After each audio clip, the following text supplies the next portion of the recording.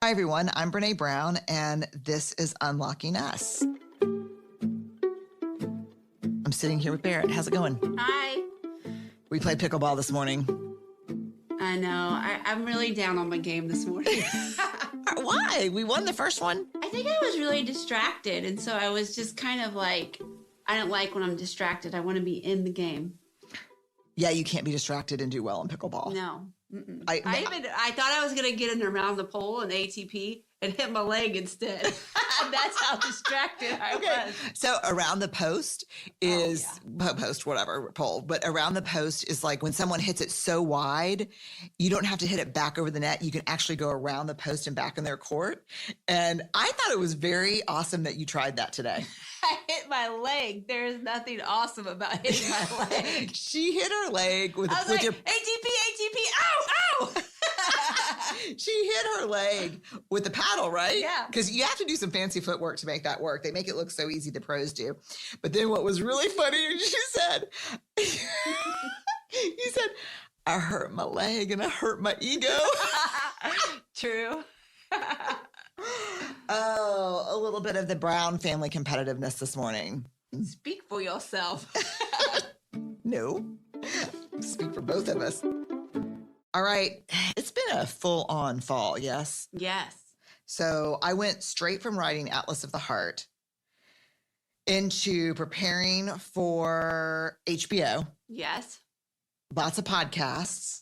Let me tell you something. They used to say, I heard this the first time I wrote a book. They're like, the work begins when you turn in the book. And I'm like, oh, screw you. I'm like, that cannot be true because that does. And it's actually kind of true. There's a lot of weird stuff that happens after you turn a book in. So it's been really busy and nuts, but I've also been playing.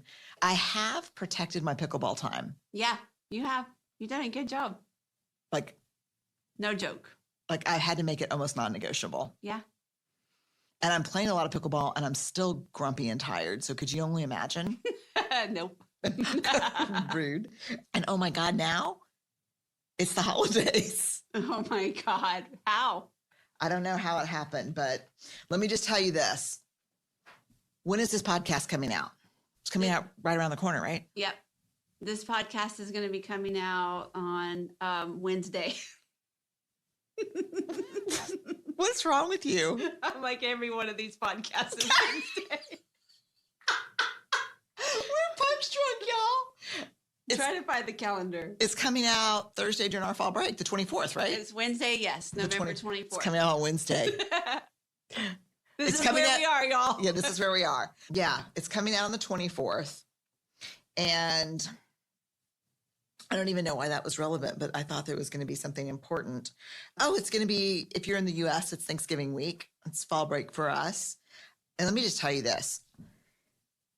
Hold your holiday cards, right?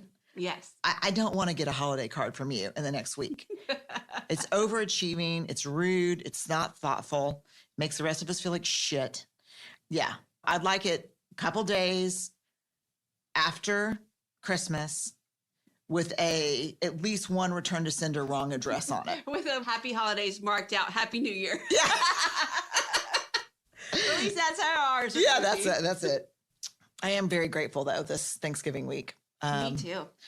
I'm so grateful I'm always great. Let me just start with you because you're sitting right here. This will be awkward. The Brown family. We're even sharing a mic. We are sharing a mic. I just keep thinking we need to get closer to it. Like, A Star is Born. I'm in it. You have to come really. I'm not going there with you. Okay, whatever. I'm grateful for you. Me too. I'm grateful for you. You put up with a lot of craziness. It's fun. Sometimes. Most of the time. And it's hard. Sometimes. Yeah, she's really good at when I start crying or I'm like, I can't do it. I'm really overwhelmed. She's really good at, okay, well, we don't have to do it. We can just not do it. And I'm like, of course we have to do it. And you're like, no, they're all choices, Brene. That's pretty good. Yeah, that's true. It's very helpful. So thank you. You're welcome. For being my person all the time. You're welcome. I'm also just grateful to our broader team. Oh, they're so kick-ass. God, they're kick-ass, yes. Aren't they? Yes. Like, what a miracle. I wake up every day and go, how did this happen? Like, we just have a team of, 30 people? Yeah. And they're just incredible. And it's been hard because we're on a book We call it a crash when you turn in a book and the publisher turns it around really quick. We've been on a book crash, unpacking pallets and pallets and pallets of books. Literally, the UPS person. He was so grateful that he was on vacation this time during our book delivery. Yeah, because he's just like, I couldn't handle it because we get a lot of books here. So today's the 24th, if you're listening to it on the day it came out. The book's going to come out, Atlas of the Heart, 11:30. Yep. And we're not doing a traditional book tour this time because kind of COVID stuff. Yep. Which I did do a small event last night. It was my first in-person event since March of 2020, and it was so fun. It was fun. I was in it to win it. Yeah, it was really good. So I can't wait to see y'all. 2022, I'm coming to a city near you, hopefully. I was going to say an amphitheater near you, but I don't even know where that came from. What is it? I don't know. Okay. I'm coming to an amphitheater. That's like a rock and roll tour or something. That's what we need. Yeah. Me and some rock band from the 80s, we're coming to you. But I'm going to try to get out in 2022 for sure. I miss seeing your faces. But no traditional book tour this year. We do have an event on December 2nd at 8 p.m. Eastern Time. We are partnering with over 150 independent bookstores around the U.S. and Canada. I have to say that one of the things that's been really hard for independent booksellers during COVID is that book tours are a big part of their revenue strategy. And so we're doing our virtual book tour with them. You can go on BreneBrown.com on the episode page and figure out how to get a ticket. Yes. And guess who is? Oh, yes. I love this. Who's interviewing me for this. And I'll be in conversation with Priya Parker, she's amazing. And just a reminder for the book event, you buy a ticket and you get a book. Yeah, and if you've already bought a book, that's okay because you can just get another book and then gift that book. See? Yep. You see how that works? Yep, that's great. Yeah, that's about as salesy. Oh my God, and it's a beautiful book. So to give it away, I mean, even our team already has their books and they're all like, oh my God, it's a beautiful coffee table book. It's just so beautiful. It is. You've never done a 4-color book before. I haven't, and it was so fun, except it got a little dicey there because they'd be like, we need 4 more chapters from you. And I'm like, I'm choosing a palette for the quote cards in the book. They're like, tough shit, we need your chapters. I got really into the aesthetic of it, but it is a really beautiful. Beautiful. Yeah, and it's incredible. And big shout out to everyone who worked on that because that was a thing. So we are going to, for the podcast this week, we are going to share the anatomy of trust with you. We have been talking about trust a lot. Over on Dare to Lead, we interviewed Charles Feltman, who wrote The Thin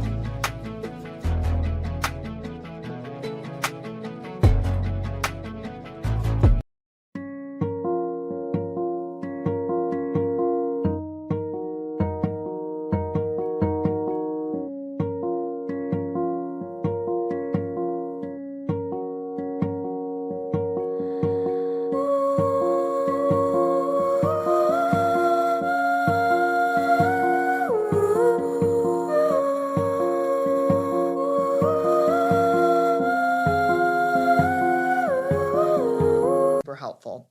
So enjoy.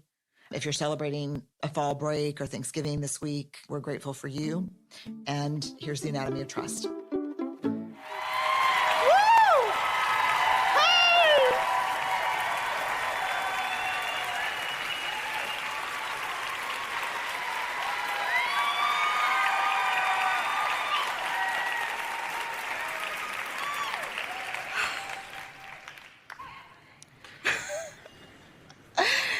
This is my intention right now. Don't cry before you start. Don't cry before you start. Oh, it just feels like an incredible understatement to say how grateful I am to be here. with all of you. I feel like I have a relationship with many of you on social media, and you were like, T-minus 2 days. I'm like, it's coming! We're going to be together. So I am so grateful to be here with you. I'm going to talk about trust, and I'm going to start by saying this. One of my favorite parts of my job is that I get to research topics that mean something to me. One of my least favorite parts of my job is I normally come up with findings that kick me in the butt and make me change my entire life. That's the hard part. But I get to dig into the stuff that I think matters in my life and the life of the people around me. And the topic of trust is something I think I probably would have eventually started to look at closely because I study shame and vulnerability. But there's a very personal reason I jumped to trust early in my research career, and it was a personal experience. One day, my daughter, Ellen, came home from school. She was in 3rd grade. And the minute we closed the front door, she literally just started sobbing and slid down the door until she was just kind of a heap of crying on the floor. And of course, it scared me, and I said, "Oh my, what's wrong, Ellen? What happened? What happened?" And she pulled herself together enough to say, something really hard happened to me today at school, and I shared it with a couple of my friends during recess. And by the time we got back into the classroom, everyone in my class knew what had happened.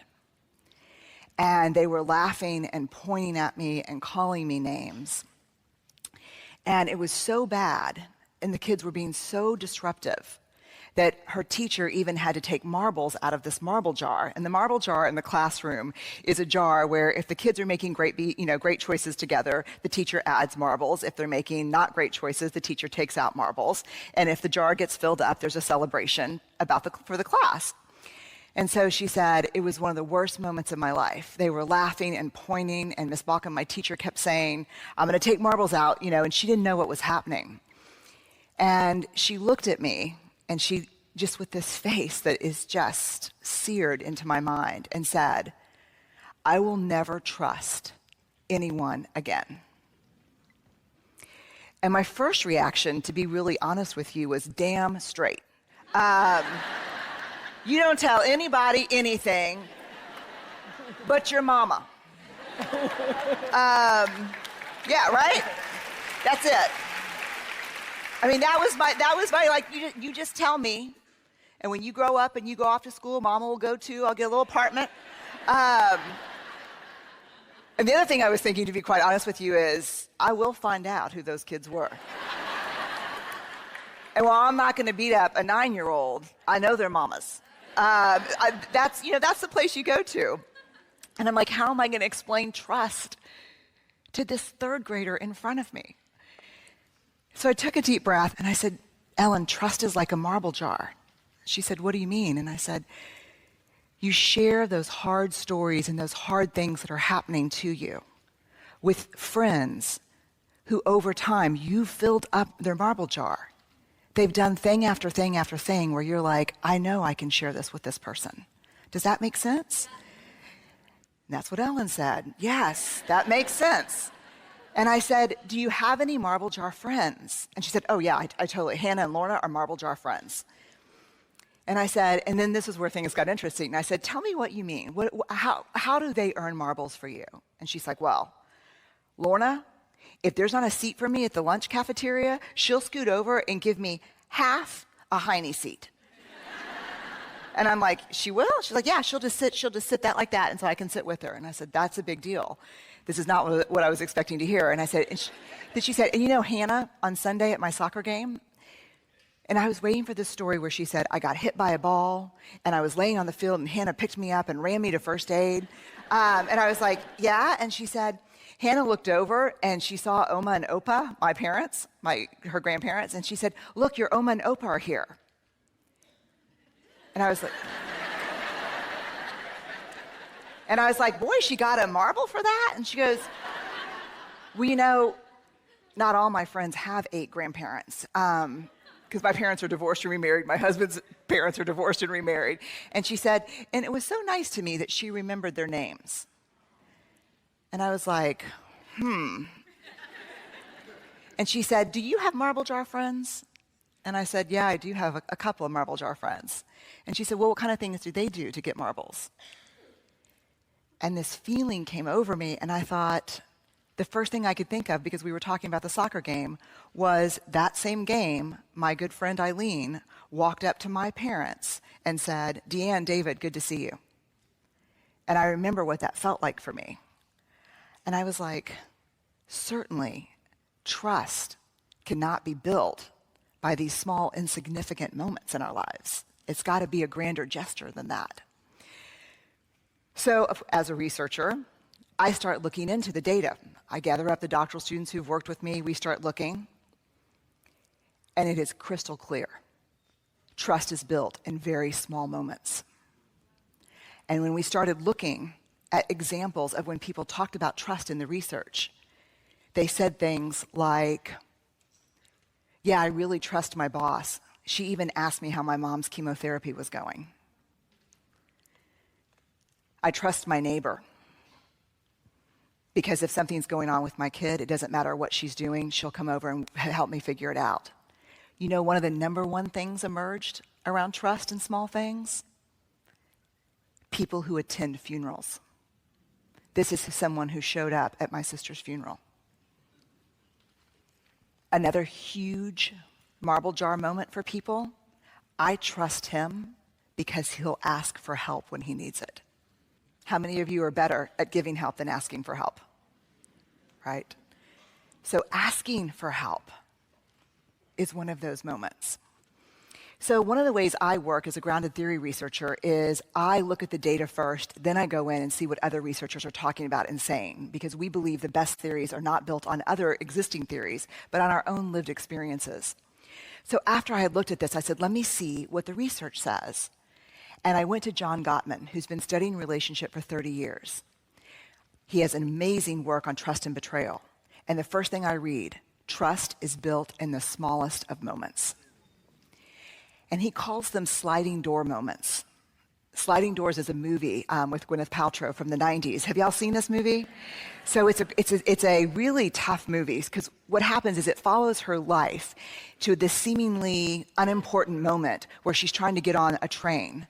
And she makes the train, but the movie stops and splits into two parts, where she makes the train and she doesn't make the train. And it follows them to radically different endings. And he would argue that trust is a sliding door moment. And the example that he gives is so powerful. He said he was lying in bed one night. He had 10 pages left of his murder mystery. And he had a feeling he knew who the killer was, but he was dying to finish this book. So he said, I want to get up, brush my teeth, go to the bathroom, and get back in and not have to get up. I just want, that feeling when you just want to get all situated and read the end of your book. So he gets up and he walks past his wife in the bathroom who's brushing her hair and who looks really sad. And he said, my first thought was, just keep walking, just keep walking.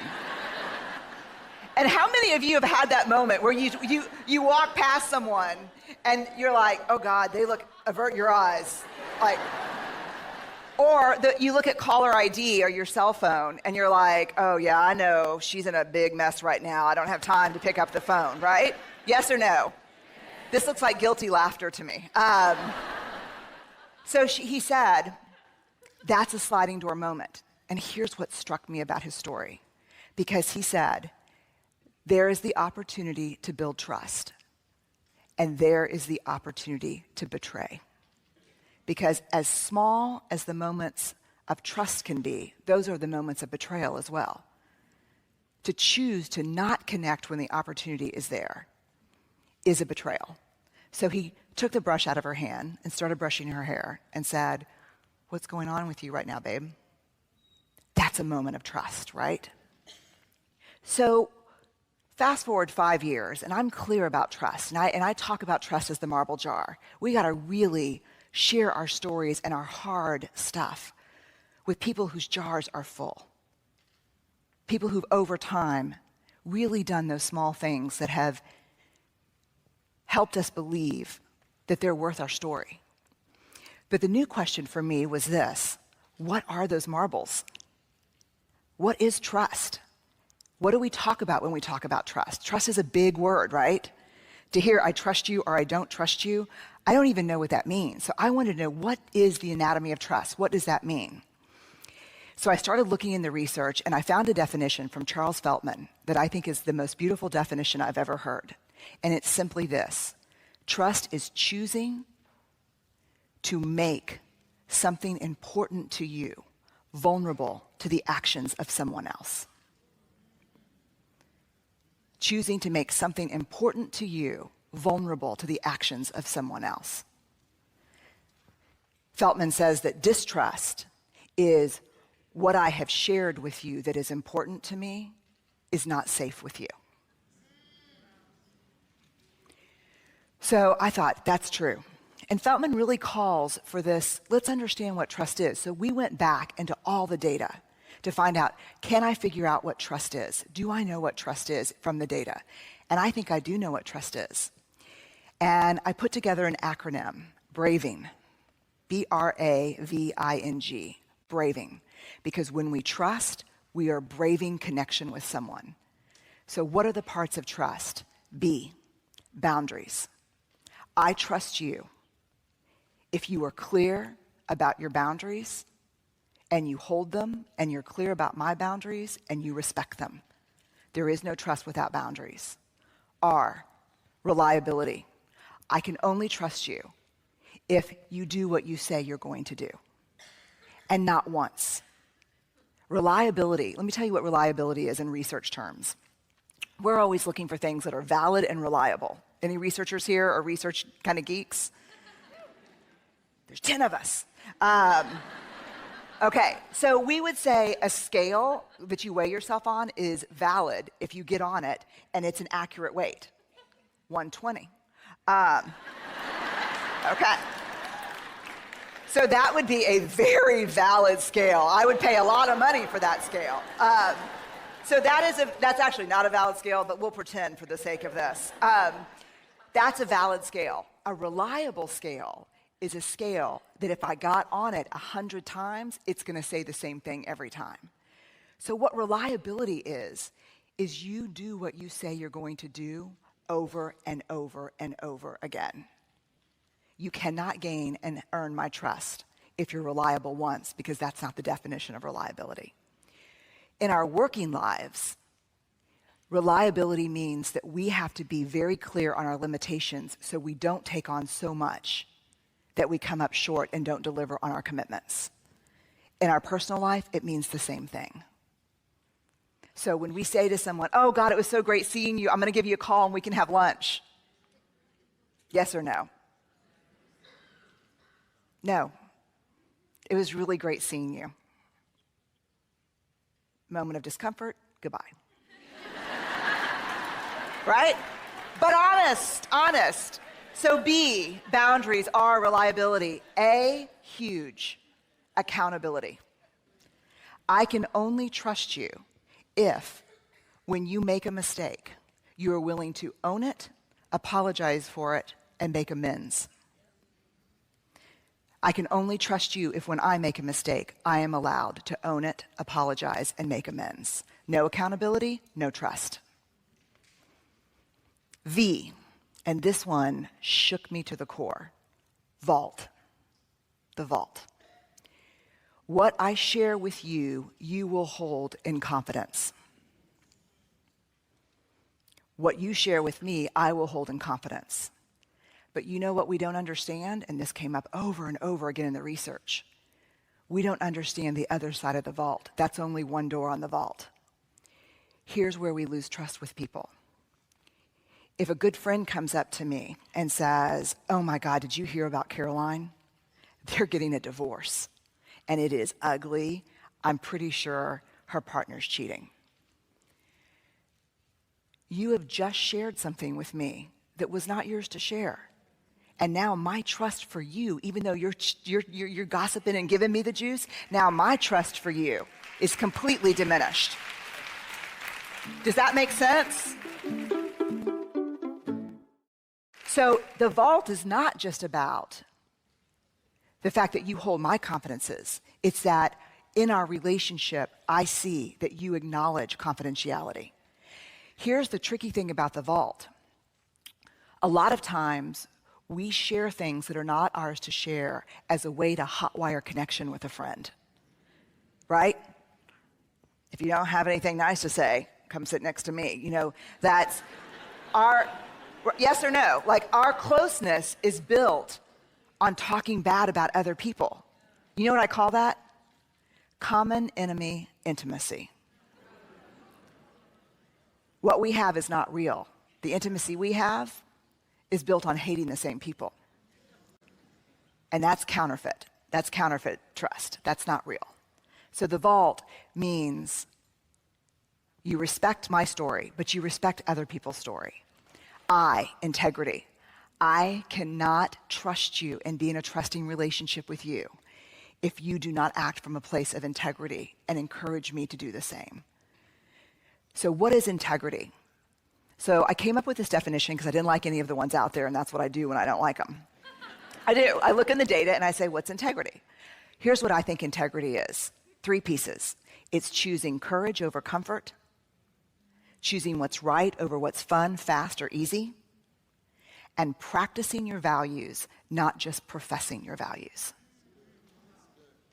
Right? I mean, that's integrity. In non-judgment,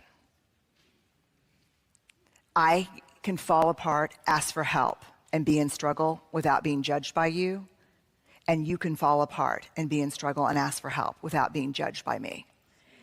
Which is really hard because we're better at helping than we are asking for help. And we think that we've set up trusting relationships with people who really trust us because we're always there to help them. But let me tell you this, if you can't ask for help and they cannot reciprocate that, that is not a trusting relationship. Period. And when we assign value to needing help, when I think less of myself for needing help, whether you're conscious of it or not, when you offer help to someone, you think less of them too. You cannot judge yourself for needing help, but not judge others for needing your help. And somewhere in there, if you're like me, you're getting value from being a helper in a relationship. You think that's your worth.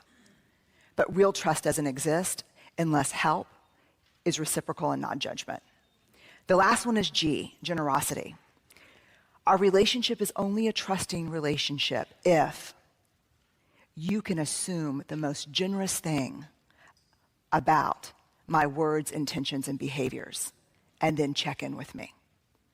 So if I screw up, say something, forget something, you will make a generous assumption and say, yesterday was my mom's 1-year anniversary of her death, and it was really tough for me.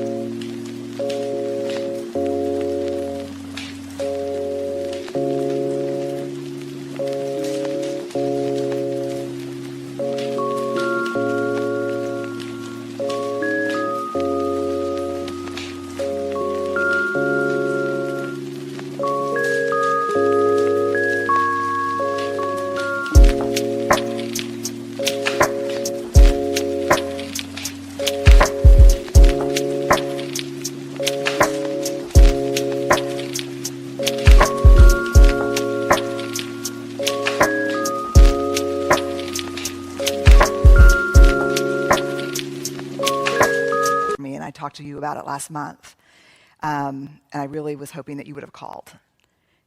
But I know you care about me. I know you think it's a big deal, so I wanted to let you know that I've been thinking about that. As opposed to not returning calls, not returning emails, and waiting for the moment where you can spring, well, you forgot to call on this important, you'll make a generous assumption about me and check it out. Does that make sense? So we've got boundaries, reliability, accountability, the vault, integrity, non-judgment, and generosity. This is the anatomy of trust, and it's complex. Why do we need to break it down? For a very simple reason. How many of you in here have ever struggled with trust in a relationship, professional or personal? It should be everybody, statistically, right? And so what you end up saying to someone is, I don't trust you. What do you mean you don't trust me? I love you. I'm so dependable. What do you mean you don't trust me? How do we talk about trust if we can't break it down? What understanding trust gives us is words to say, here's my struggle. You're not reliable with me. You say you're going to do something, I count on it, you don't do it. Or maybe the issue is non-judgment. But we can break it down and talk about it and ask for what we need very specifically, instead of using this huge word that has tons of weight and value around it. We can say, here's specifically what's not working. What's not working is we've got a boundaries issue. So one of the things that's interesting, I think, is one of the biggest casualties with heartbreak and disappointment and failure and our struggle is not just the loss of trust with other people, but the loss of self-trust. When something hard happens in our lives, the first thing we say is, I can't trust myself. I was so stupid. I was so naive. So this braving acronym works with self-trust too. So when something happens, I just recently went through a really tough failure, and I had to ask myself, did I honor my own boundaries? Was I reliable? Can I count on myself? Did I hold myself accountable? Was I really protective of my stories? Did I stay in my integrity? Was I judgmental toward myself? And did I give myself the benefit of the doubt? Was I generous toward myself? Because if braving relationships with other people is braving connection, self-trust is braving self-love, self-respect, the wildest adventure we'll ever take in our whole lives.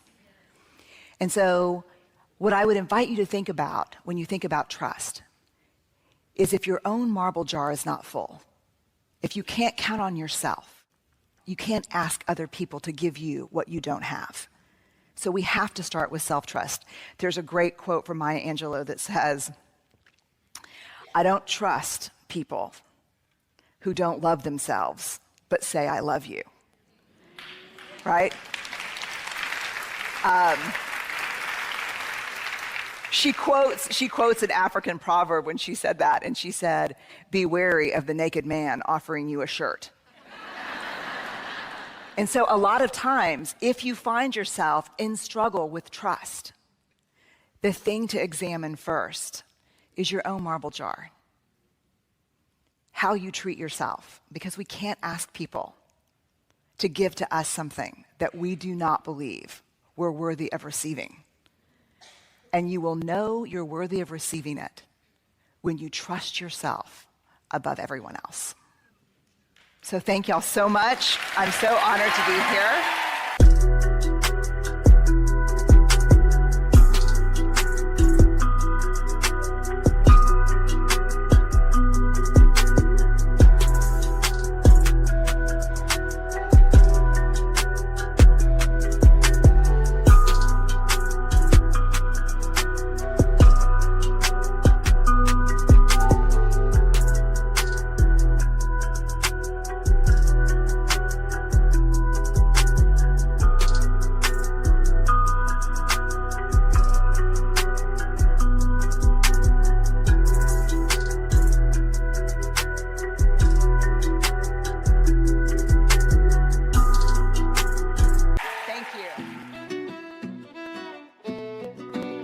Okay, I hope y'all enjoyed that. A big shout out and a big thank you to Oprah and the Super Soul team.